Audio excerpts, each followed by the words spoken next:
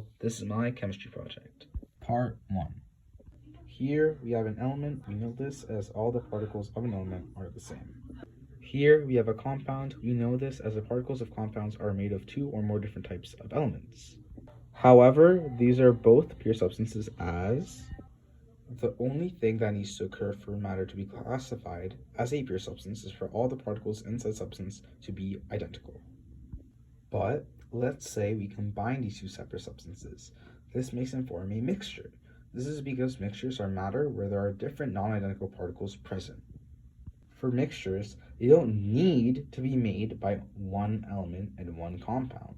They can be made of 2 or more separate elements, or even 2 or more separate compounds. Coming back to our example of an element, this is a solid, organized and close together. This is a liquid, a little random, yet still close together. And this is a gas, completely random and far apart. The process of a solid to a liquid is called melting. The process of a liquid to a solid is called freezing. The process of a liquid to a gas is called boiling. The process of a gas to a liquid is called condensing.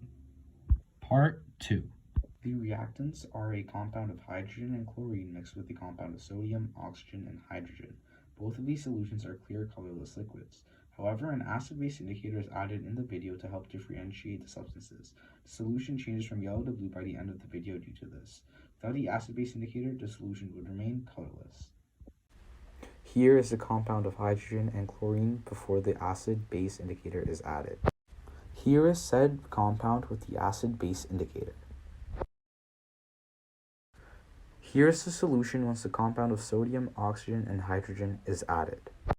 Here are the final products. A compound of sodium and chlorine mixed with a compound of oxygen with double the amount of hydrogen in it. Like I mentioned earlier, it would have been colorless if the acid-base indicator was not added. However, since it was, the solution now is a dark blue liquid. We know this was a chemical change due to the color change. Here is the final complete equation. Here are my reactants in a particle diagram, and here are my products in a particle diagram. Thank you for your attention, and thank you for listening.